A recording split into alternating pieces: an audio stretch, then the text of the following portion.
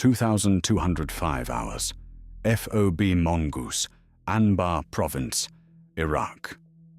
The base was quiet in the way forward operating bases are never actually quiet. Generators hummed their constant, tuneless note somewhere behind the motor pool. A dog, some stray that had adopted the wire perimeter 2 months ago, barked twice at nothing, and then went silent. Somewhere near the Tactical Operations Center, a radio crackled with traffic from a patrol pushing through the outskirts of Ramadi. Normal sounds, the texture of every night out here, so familiar it had become something close to silence.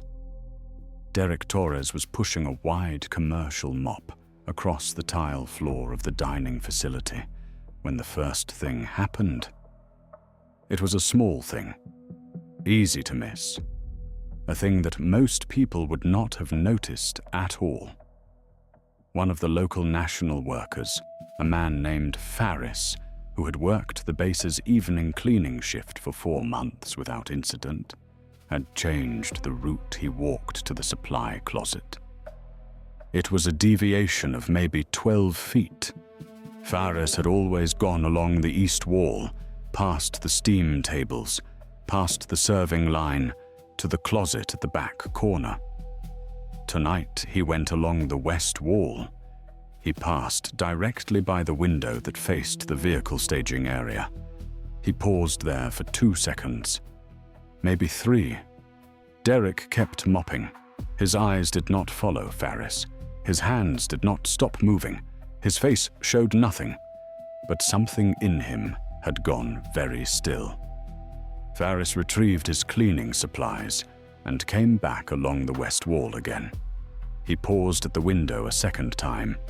This time his right hand came up, and he appeared to be wiping condensation from the glass with his sleeve. Except the glass had no condensation.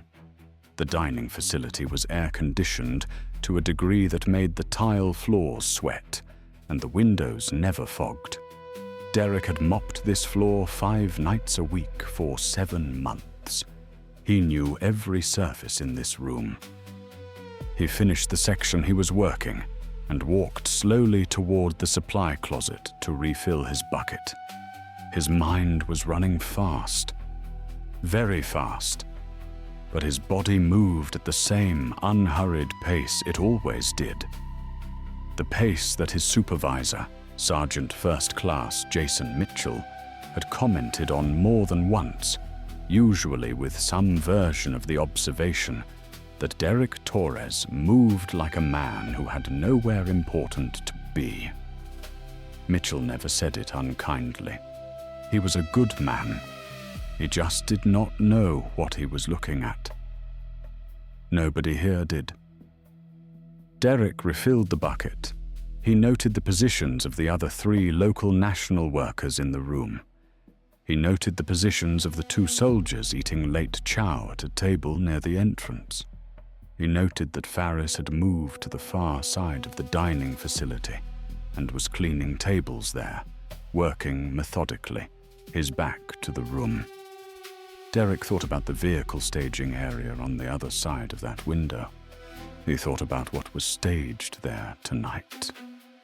A Black Hawk had come in at 1600 hours. It had offloaded 4 men in civilian clothes who had gone directly to the TOC and had not come back out. 3 MR apps had been moved into the staging area at 1730 hours to prep for a pre-dawn operation. The kind of movement that got noticed. The kind of movement that meant something was happening. Something worth knowing about if you were the wrong kind of person, looking through a window at the wrong time of night. Derek had 43 seconds before Faris would be facing this direction again. He made a decision. He walked to the entrance of the dining facility, set his mop against the wall, and asked the younger of the 2 soldiers at the table if he could borrow his radio for 1 minute. The soldier, barely old enough to shave, looked confused but handed it over. Nobody questioned the cleaning crew. Nobody ever did. Everything changed in the next 8 minutes. 14 months earlier. Billings, Montana. The city sits in a bend of the Yellowstone River, with the rim rocks rising above it on the north. A wall of sandstone cliffs that turn amber and gold in the late afternoon when the light comes in flat from the west. Derek Torres had grown up looking at those cliffs from the backyard of a house on Montana Avenue, a house his father had bought in 1987 and had never quite gotten around to finishing. The back porch still had no railing when Derek left for the army at 18. The last time he visited, 12 years ago, it still did not. His mother was from Chihuahua in Mexico and had come north in 1981 with her sister. She had met Derek's father at a processing plant where they both worked. His father was from Billings, going back 3 generations, a man with a Welsh last name who had grown up poor and quiet and who had never in his life asked anyone for anything, which was a quality Derek had inherited completely and which had served him in some places very well and in other places not at all. He was the kind of boy who was good at things without seeming to try. Not sports, though he was fast and strong. He was good at seeing, at watching, at understanding the shape of a situation before anyone else in the room had finished reading it. His high school football coach had wanted him to play safety because of how he anticipated routes. But Derek had quit after his sophomore year because the team dynamic had started to feel loud in a way that wore him out. He preferred hunting, which he had done every fall since he was 9, alone on the rim rocks with a bolt action. .308 his father had handed him with no ceremony and very few instructions. He had been good at that immediately. He joined the army at 18 because it seemed like the logical extension of everything he was already inclined toward. He told the recruiter he wanted infantry. He ended up in the 75th Ranger Regiment at 20 after Ranger School, and from there, the trajectory of the next decade moved in the direction such trajectories move when a young man is very good at quiet and very good at seeing and not good at stopping. 3 deployments to Afghanistan, 2 to Iraq, 1 to somewhere that was never officially acknowledged in any document Derek had signed, though he had signed a great many documents. He had been a sniper for most of it. He had been other things for parts of it. He held the rank of Sergeant First Class by the time he separated, 31 years old, with a body that worked correctly in all the ways that mattered, and a mind that worked correctly in most of them. After the army, he went through a period that he did not discuss, and that had lasted about 8 months, during which he lived in a studio apartment in Tacoma and ran 10 miles every morning and read military history in the afternoons and did not sleep well. The studio was the kind of place that had a hot plate instead of a stove and a bathroom you could touch both walls of if you stretched your arms. He had made it his. He had not made it comfortable because comfort had stopped being something he organized his thinking around sometime around his second deployment and had never quite reorganized back. He had a compass from that time. A silver Ranger 15 with a rotating bezel and a mirror sight, the kind of compass that combined land navigation with map reading in a single instrument.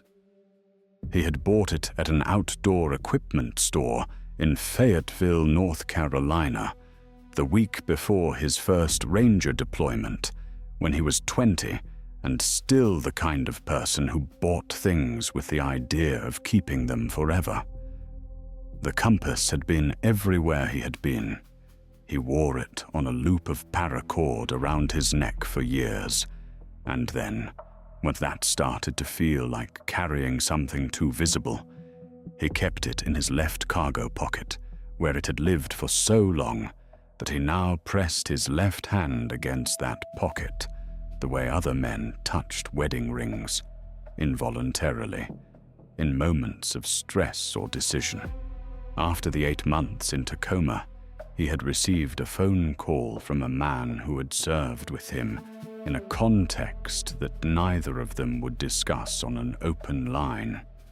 The man had offered him a consulting position with a private firm that worked in the same geographic regions Derek had spent most of his adult life operating in. The work was well paid and legally complex, and required exactly the skills Derek possessed in abundance. He had done it for 2 years. Then, 13 months before 2,205 hours at FOB Mongoose, he had been approached by a different organization entirely, one that worked through civilian cover, one that was interested in a very specific problem at a very specific base in Anbar Province, Iraq. The cover they were offering was unremarkable to the point of being invisible, which was exactly the point. Someone needed to be inside the wire, present in the daily texture of the base, able to move through spaces without attracting notice. Someone who could watch without appearing to watch. A cleaning crew supervisor was perfect. Derek had said yes. He had met with the people who needed to meet with him. He had signed more documents. And then he had driven a rented Ford pickup back to Billings one last time, walked out to the rim rocks in the late October cold, stood on the edge, looking down at the city where he had grown up, and taken the compass out of his pocket. He had stood there for maybe 10 minutes with it open in his palm, watching the needle settle north. Then he put it back in his pocket and drove to the airport. FOB Mongoose had been established in 2007 during the surge and had never quite been decommissioned, which was true of a lot of installations in Anbar Province. It sat 12 kilometers south of Ramadi, on a flat piece of ground that had once been agricultural and was now a collection of hardened structures, HESCO barriers, concertina wire, and the kind of accumulated semi-permanence that military installations develop when they outlast their original purpose and become the purpose itself. The base housed about 400 personnel at full capacity, though it ran closer to 280 during the period Derek was assigned there. It had a TOC, a motor pool, a medical station, a small gym that smelled of rubber and effort, a dining facility that could seat 120 and usually seated 40, and a collection of containerized housing units arranged in rows along the eastern half of the compound. The perimeter was HESCO and concertina, and 4 guard towers spaced at the corners, with a vehicle control point at the main entrance on the south side and a secondary entrance on the north that was technically an emergency egress, but got used for resupply. The cleaning crew operated under a contract administered through a logistics firm that was 3 corporate entities removed from the organization that had placed Derek in it. On paper, he was a GS-7 contract employee, supervisor of the local national cleaning staff, responsible for facility maintenance across 10 buildings, including the dining facility, the administrative offices, the medical station, and 3 of the housing unit blocks. He had a small office in a converted storage container near the motor pool with a metal desk, a filing cabinet, and a whiteboard where he kept the weekly cleaning schedule in a handwriting that was deliberately unremarkable. His cover story, which he maintained with the same quiet discipline he applied to everything, was that he was ex-army, had done 2 tours as a logistics specialist, and had been working overseas contract work for the better part of a decade. He was friendly in a contained way. He remembered names. He fixed problems before they became complaints. He was the kind of supervisor people liked without knowing exactly why they liked him. Jason Mitchell was the senior NCO, assigned as the military point of contact for the base's civilian contractor workforce. He was 42, from Georgia, and had been in the Army for 22 years. He was a good soldier in the straightforward sense of having done his job well for a long time, without catastrophe or particular glory. He trusted Derek Torres in the way that people trust a contractor who makes their life easier and asks for nothing unusual in return. Sarah Williams worked in the TOC as an intelligence analyst, a staff sergeant with the kind of stillness behind her eyes that suggested she had looked at a lot of things that did not straighten out into clean conclusions. She had been at FOB Mongoose for 8 months.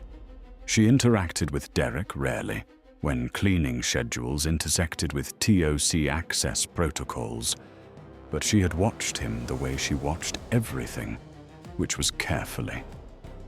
Kevin Brown was 23, a specialist from Cincinnati who had been assigned to base security for 4 months and who had the misfortune of being bright enough to be curious and young enough to not yet know when curiosity became a liability. He had asked Derek once how long he had been doing this kind of work. Derek had told him long enough, and Kevin had laughed and let it go. But he had also, Derek noted, not let it entirely go. Maria Reyes ran the medical station.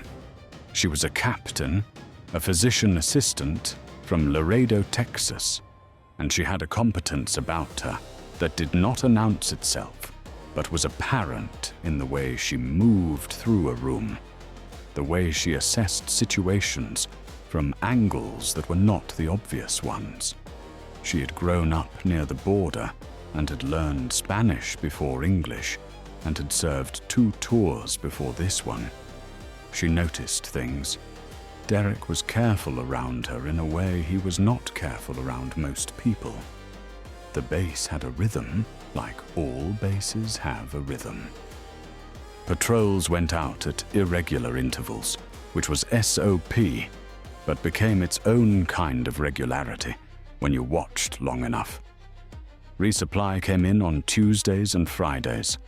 The TOC was at peak activity, from 600 to 2,000, and then dropped to a skeleton watch. Meal times were 6:30, 1200, and 1800, with the dining facility staying open until 2100 for late arrivals. The local national workers came on at 1500 and worked through 2200, after which they were escorted off the base by a security team through the main VCP. Derek had been watching the local national workforce since his first week. 14 employees total, assigned to different sections. He had assessed them all. Most of them were what they appeared to be, men who needed work and had taken the closest available job. A few had the more careful quality of men who had additional interests. He had flagged 2 of them in reports that moved through channels he did not discuss with Mitchell or anyone else on the base. Faris had not been one of the 2 he flagged. That was what was bothering him, standing in the dining facility at 22:05 hours with Jason Mitchell's borrowed radio in his hand. He had assessed Faris. He had found nothing. And yet here they were, which meant either Faris had been recruited recently or Derek had missed something. He did not waste time on which one was more likely. He pressed the compass in his left pocket once, hard through the fabric of his work pants. Then he keyed the radio. He kept the transmission simple. He identified himself by the call sign that only the TOC duty officer would recognize, a call sign that was not in any document that Mitchell or Williams or anyone else on this base had access to. He said there was a possible situation at the dining facility and requested a discreet response. The duty officer that night was a lieutenant Derek had never spoken to directly, but the TOC had its own version of institutional knowledge, and the call sign did what it was designed to do. 53 seconds after Derek keyed the radio, the dining facility door opened and 2 men in civilian clothes came in. They were 2 of the 4 men who had arrived on the Black Hawk at 1600 hours. They moved like they had been in a lot of rooms. One of them took up a position near the entrance with a coffee cup in his hand and looked at nothing in particular.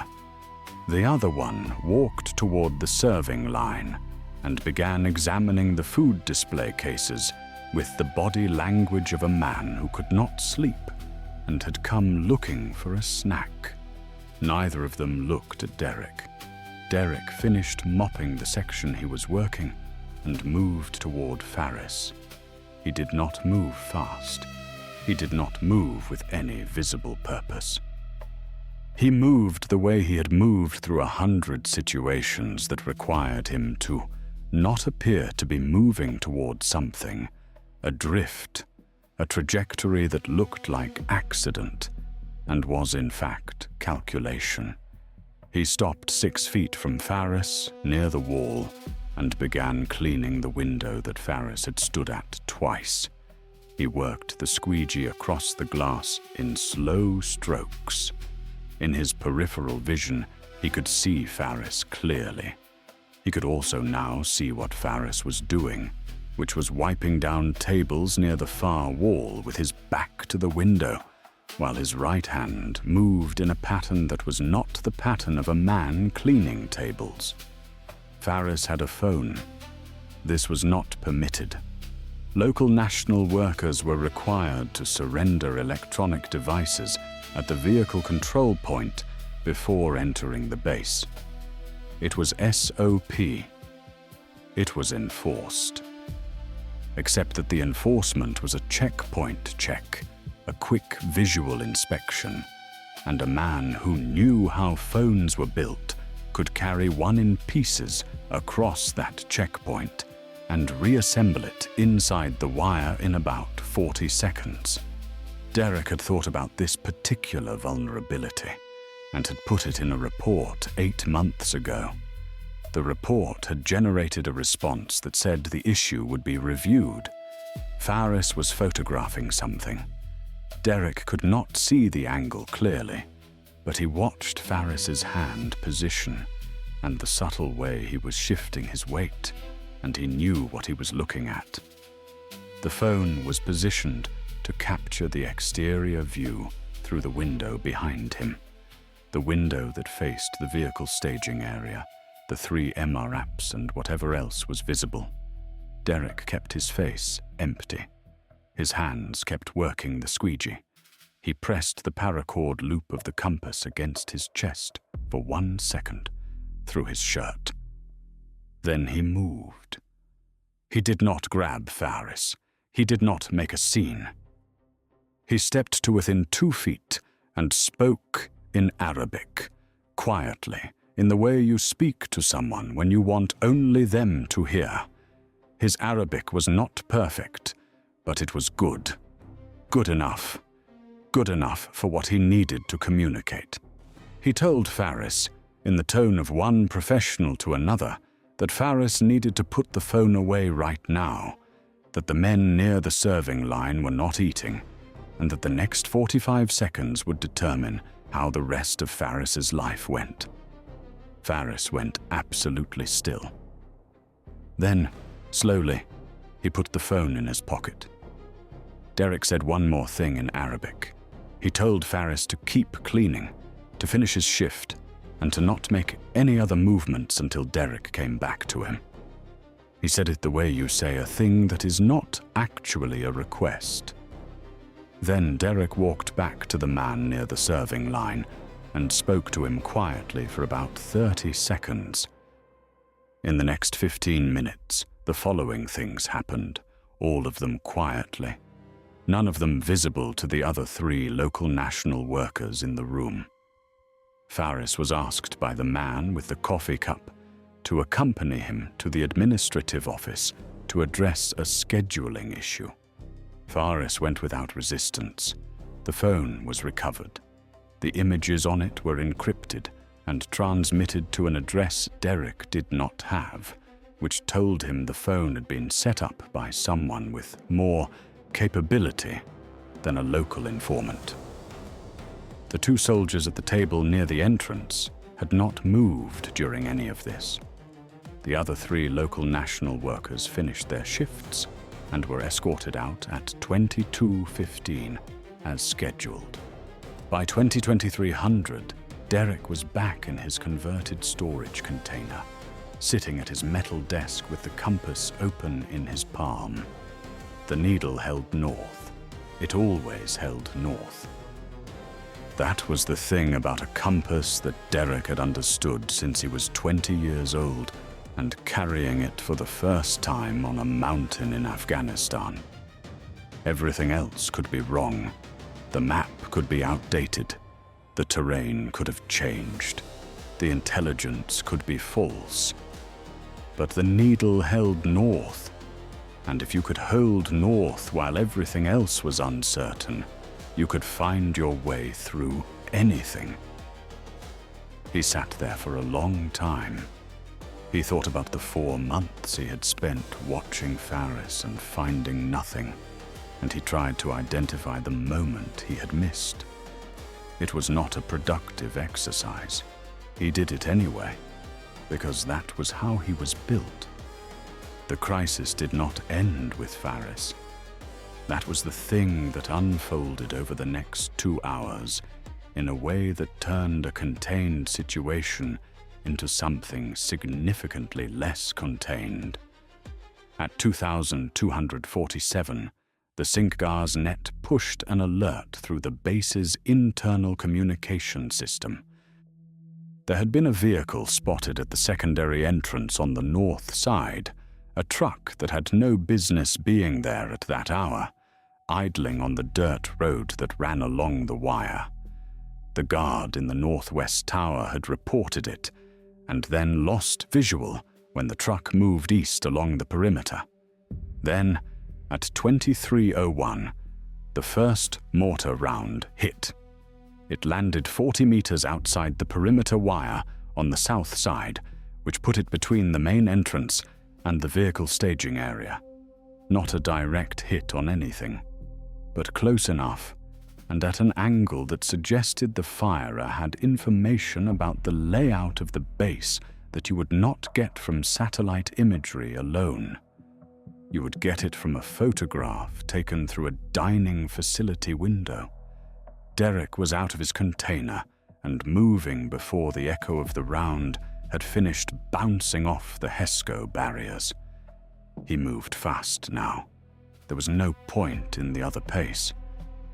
The base had gone from quiet to loud in about 3 seconds, lights coming on across the housing block, radios crackling, someone on the net calling, TIEC, TSA, possible indirect fire, grid follows, and Derek was running along the south side of the dining facility toward the vehicle staging area, because that was where the 3 MRAPs were, and those MRAPs needed to move. 2 more rounds came in. One hit inside the wire and threw dirt and shrapnel against the side of a housing unit. One went long, hit somewhere behind the motor pool with a sound like a door slamming in an empty house. The 3rd round hit the communications antenna. The base went quiet in a different way. the kind of quiet that happens when the systems that make a base a coordinated thing instead of a collection of frightened individuals are suddenly gone. The Singhar's net dropped. The internal comms dropped. Radio traffic went to individual handhelds, and then that fragmented further as the TOC tried to re-establish frequencies. Derek reached the vehicle staging area. There were 2 soldiers there already, a specialist and a staff sergeant, both of them kneeling behind the front wheel of the closest MRAP, with their M4A1s up and pointed at the south perimeter. Derek took 2 seconds to assess the situation, and then told them, in the tone he had used on Faris, that he needed the keys to the MRAP, and they needed to get to the TOC. The staff sergeant looked at him. He was not someone who took instructions from a GS7 cleaning contractor in the middle of an indirect fire attack. Derek told him again, briefly, and added 2 pieces of information. He identified himself by a call sign, and he told the staff sergeant the location of the vehicle on the north perimeter, and asked him to relay that to whatever comms were functioning. Then he held out his hand for the keys. The staff sergeant hesitated for a full 3 seconds. Derek counted them. Then the staff sergeant reached into his left cargo pocket and handed over a keyring. Derek got the MRAP started.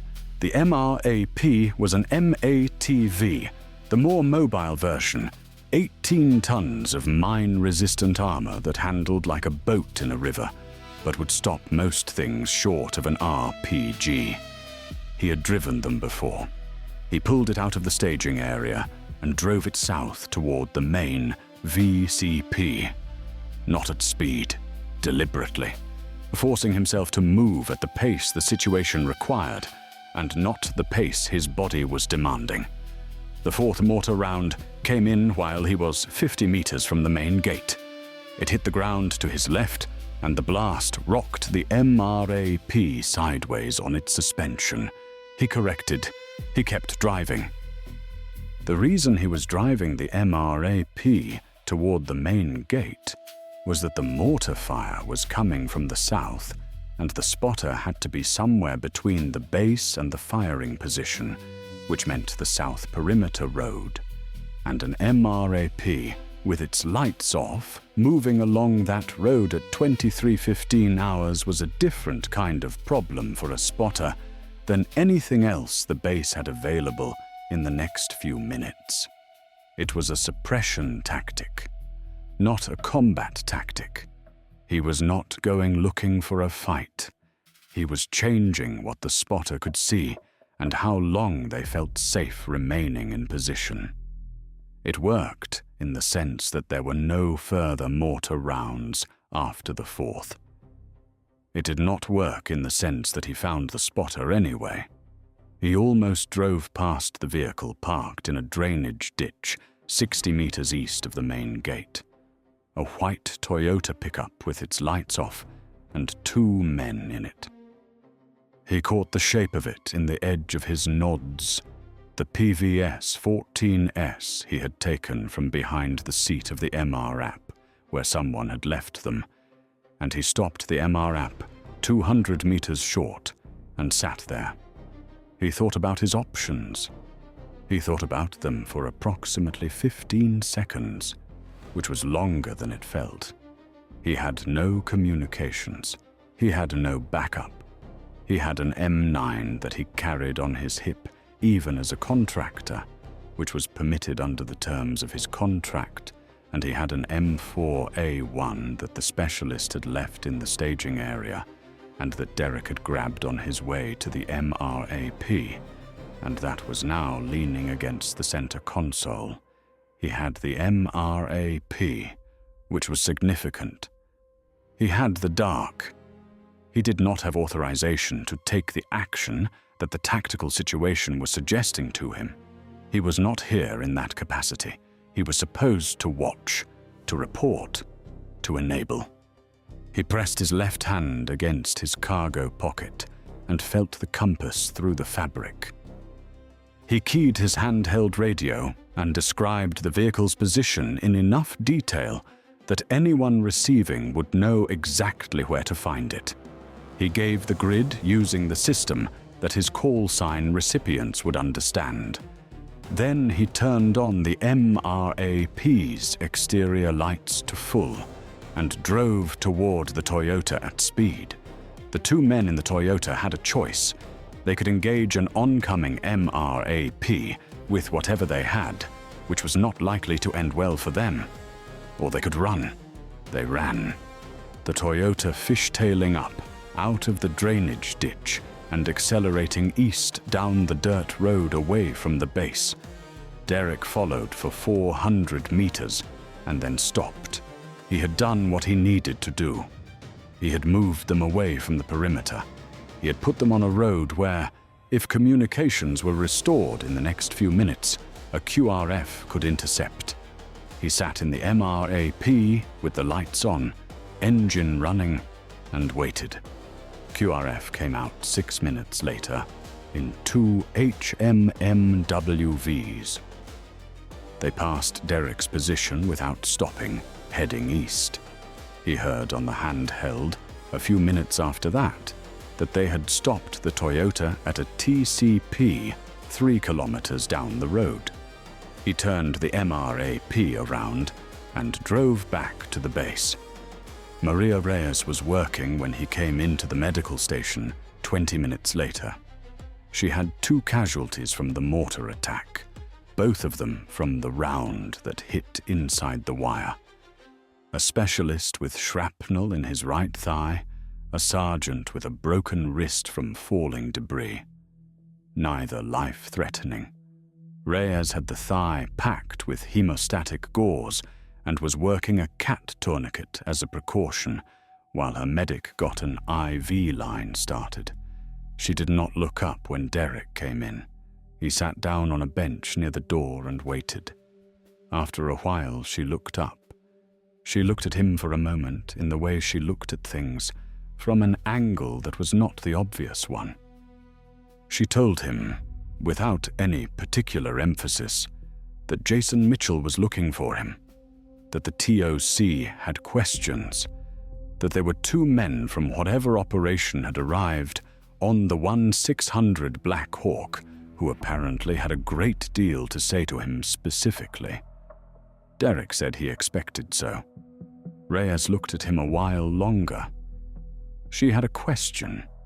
He could see it in the way she was holding her posture, the slight forward lean of someone who has arrived at a conclusion and is deciding whether to speak it.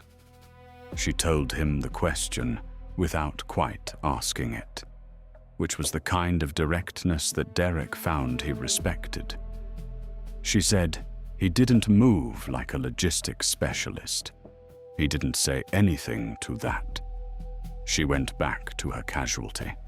She secured the tourniquet and told her medic to monitor the IV, and she stood up and peeled off her gloves.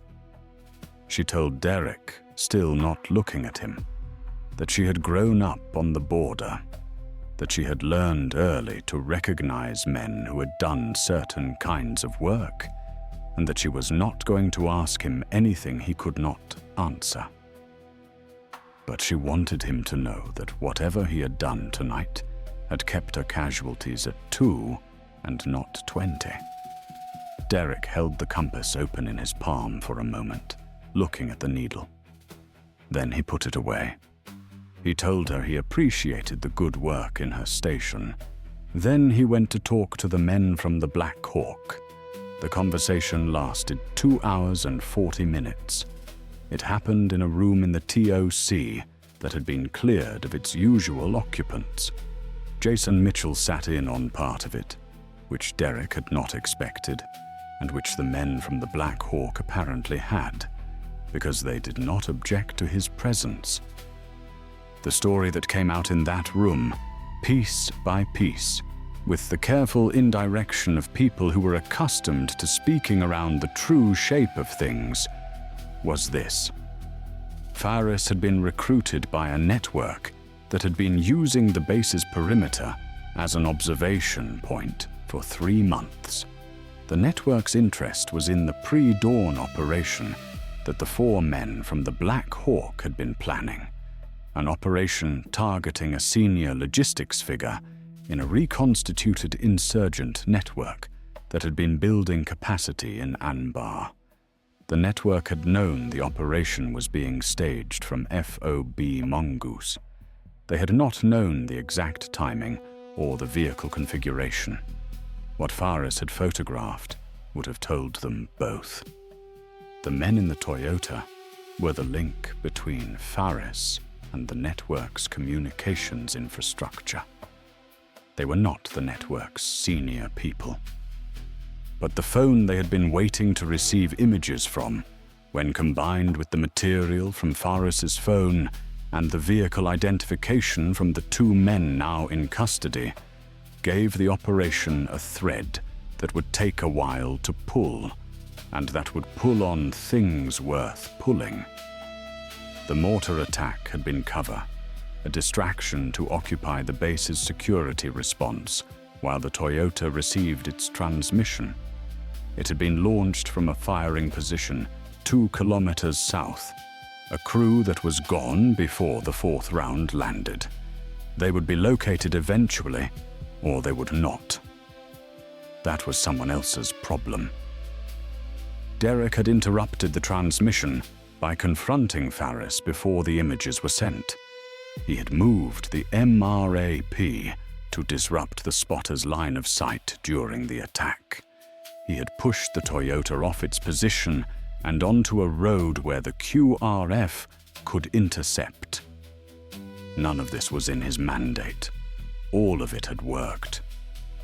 Jason Mitchell sat through the part of the conversation where this was laid out with an expression that Derek could not quite read in his peripheral vision. Somewhere between respect and something that had no clean name. Mitchell had known Derek Torres for 7 months as a contractor who did good work and minded his own business and moved like a man with nowhere important to be. What he was hearing in this room was a different version of that. The same man, the same composure, the same unhurried quality, but with a history behind it that changed the meaning of everything Mitchell had ever observed. After the 2 men from the Black Hawk had finished, Mitchell said one thing. He asked Derek quietly how long he had been at this. Derek considered the question. He said 15 years, more or less, though the categories had changed. Mitchell nodded. He did not ask anything else. He was a good enough soldier to know when he had reached the edge of what he was supposed to know. They let Derek sleep for 4 hours. Then the operation went forward at 0430, as planned. He was not part of it. He was back in his converted container, sitting at his desk, when the birds lifted. He could hear the Black Hawks through the metal walls, the rotor wash pressing against the base like a hand, and then the sound diminishing east toward Ramadi, and then gone. He took the compass out of his pocket and set it on the desk. The mirror surface caught the single overhead light. The needle settled north, the way it always settled north, patient and absolute, not because it was trying to hold direction, but because that was what it was made to do. He thought about Billings, about the rim rocks in the late afternoon light, about the studio apartment in Tacoma, and the 8 months that had not been good months, and the morning he had called the man from the shared context and said yes. He thought about the 15 years of yeses before that, each one cleaner than it looked from the outside, each one building on the one before it, a structure that had no architectural drawing but held weight. He thought about Faris, who was 28 years old and had a family somewhere in the city, and had made a choice that had seemed survivable until it had not. He did not think about the two men in the Toyota with any particular feeling. He had done what the situation required. That was all it had been. The operation came back at 0640. One of the Black Hawks had a rotor system issue on the return and set down short, and a cassevac was called for 2 members of the element who had taken small arms fire during the target package, neither critical. Maria Reyes was on them in the medical station before Derek had heard the full picture on the radio. He put the compass back in his pocket. He went and made coffee in the dining facility, where the morning staff was setting up for 0630 chow, and where the floors still showed the marks of his mop from the night before. He cleaned the windows while the coffee brewed, working the squeegee in slow strokes, the same motion he had been using for 7 months. Kevin Brown came in at 6:50, off his overnight security rotation, looking for breakfast, and looking also at Derek with the expression of a young man who has heard things through the informal networks that run through every military base. He got his coffee and sat down. He looked at Derek for a long time. Then he said carefully that he had heard Derek drive an MRAP out the main gate the night before during the attack. Derek told him that was mostly accurate. Kevin asked if he did a lot of things that were mostly accurate. Derek said enough. Kevin Brown sat with that for a moment. He looked like he was working up to another question and then deciding against it. He drank his coffee. After a while, he said, without looking up, that he was glad Derek was there. Derek told him the coffee was ready and to take a cup before the crew showed up for breakfast. That was all. 6 weeks later. Joint Base Balad, Iraq, Administrative Transit Facility. The paperwork for Derek's rotation extension had gone through channels that most people on FOB Mongoose didn't know existed, and the outcome had been a reassignment rather than an extension, which was a different thing in ways that mattered operationally and didn't matter personally. He had packed his gear into a single duffel bag, the same bag he had arrived with, and had walked out of the converted storage container, leaving the whiteboard and the metal desk and the filing cabinet for whoever came next. Mitchell had shaken his hand at the vehicle control point. He held the handshake a moment longer than a handshake required, and then let go and said to take care of himself, which was the closest he was going to come to acknowledging the full weight of 7 months. Derek told him the motor pool floor needed resealing before the next dust season. Mitchell almost smiled. Sarah Williams had been in the TOC when Derek walked past on his way out. She did not look up from her workstation. But as he passed the door, she said something in a voice calibrated precisely to carry to the hallway and no further. She said she had updated the threat assessment for the local national workforce section based on information she could not officially attribute to a source. She said the methodology was solid. That was all she said. It was enough. He was at Balad now, in a transit facility that smelled of jet fuel and processed air, and the particular exhaustion of people moving between one difficult place and another. He had a cot in a bee hut, and a flight manifested for 0415 the next morning. He did not know exactly where he was going next. He had a name of a person to contact, and a city, which was how these things worked. He took the compass out of his pocket and set it on the cot next to him. The mirror reflected the overhead fluorescent light in a long stripe across the ceiling. He had carried this compass since he was 20 years old.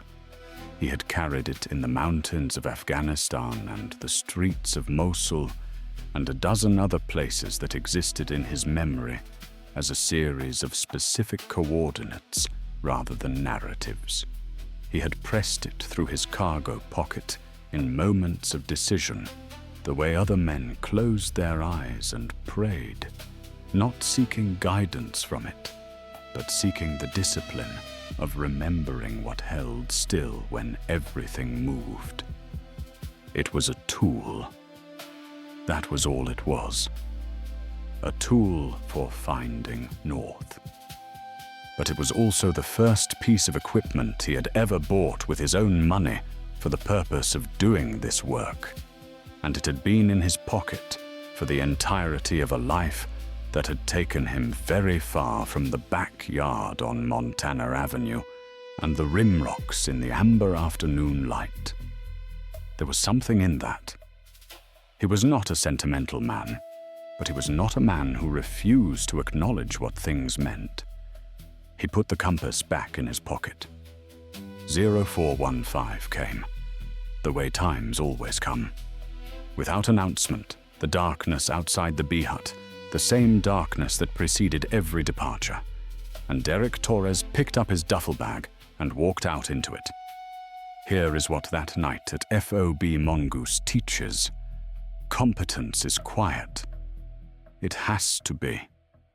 The work of maintaining it, the years of training and failure and recalibration and hard decision and accumulated experience. None of that is visible in the person who has done it. What is visible is the result, the unhurried pace, the steady hands, the eyes that take in a room and understand its geometry in a single pass. The result looks like nothing special until the moment it is the only thing standing between a contained situation and a catastrophic one. Derek Torres spent 7 months on FOB Mongoose as a cleaning crew supervisor. He mopped floors. He managed schedules. He filed maintenance requests.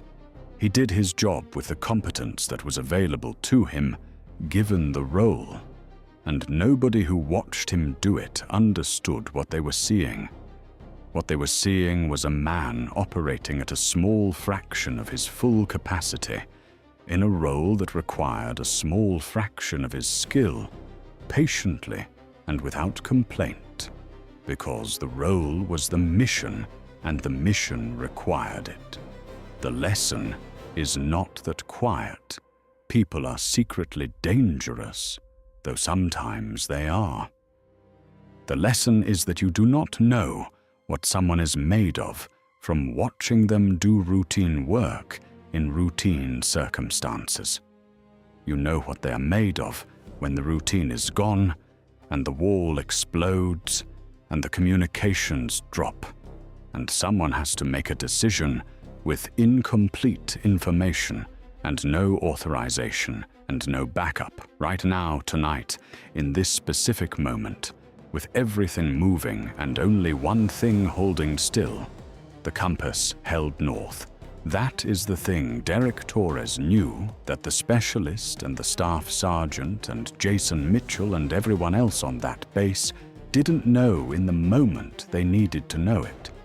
He had spent 15 years learning to hold north while everything else moved. He had not carried the compass as a navigation tool for years. He had carried it as a reminder.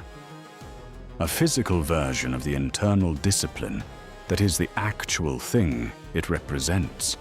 The capacity to stay oriented when orientation is impossible.